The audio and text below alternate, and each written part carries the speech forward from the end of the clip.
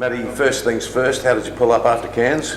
Yeah, pulled up well. Didn't have any soreness, tightness. Very happy to get through unscathed. On a scale of 1 to 10, how hard were you working? I was on at 10. I was out of gas at half time.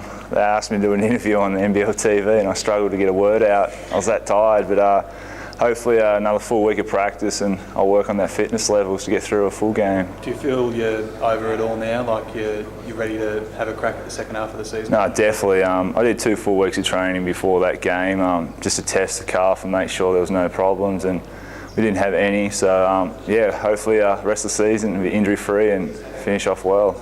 Talk us through the missed dunk, Matty. I was hoping this wouldn't come. As you wanted to go. I swear the rings have gone up high since I've been out. No, as I jumped up, I realised I'm not going to make the distance, and so I just tried to roll it in, and I think that made it look worse, and then it got knocked out. So it wasn't a good start to the first game back, and I'm sure I'll be seeing that in the bloopers at the end of the year.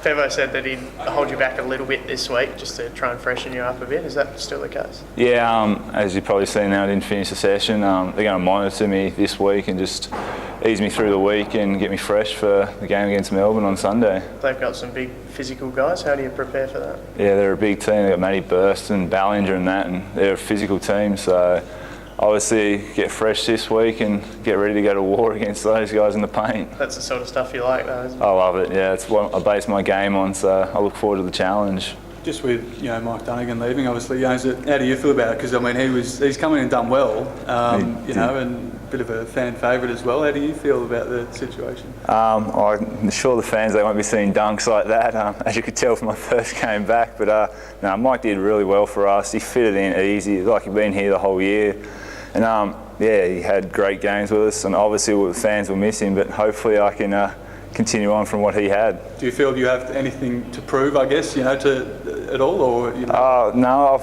I've been here 3 years now, and hopefully people know what I can do. Obviously, injuries put doubt in people's mind, but I know I can go out there and be one of the best big men in this league. Ever spoke a lot. Today's session was really all about putting the ball in the hole, and quite frankly, the Wildcats' shooting percentage is pretty woeful.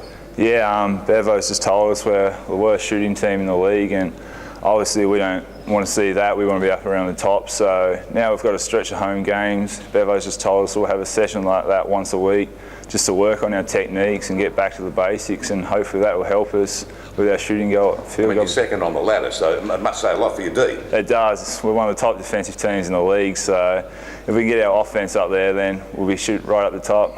Have you guys pinpointed why you think that is, that you've been shooting so poorly? Like, is it shot selection or what is it? No, we're taking good shots, they're just not falling, so obviously we need to get back out there and do some more work, but no, just unfortunately the shots aren't dropping, and we'll make them at practice, but come game time they just don't seem to want to go in the hole. 10 of your last 14 at home, it's a good feeling, I guess? It's a real good feeling to get mainly the road games out of the way and be back here in front of our home fans who help us every game, so we're really looking forward to staying at home more than a week and jumping on a plane and heading to the East Coast. What about Perth Arena playing there? You guys adjusted yourselves? I mean, like you really make it your own now? Or? Yeah, now we've had a couple of games there. Obviously the first game really wasn't a home game for us because we only trained there once really, so, but no, we're accustomed to it now, and yeah, we're going to turn it into a fortress. How important is it going to be having those games at home in terms of getting that top spot? It's going to be really important. As we've seen last year, finishing second, we obviously had to go to New Zealand for the game 3, so we want to be top, obviously finish top 2, but top would be the best because then we get that home court advantage and we get in Perth Arena. We'll go a long way to helping us win that championship.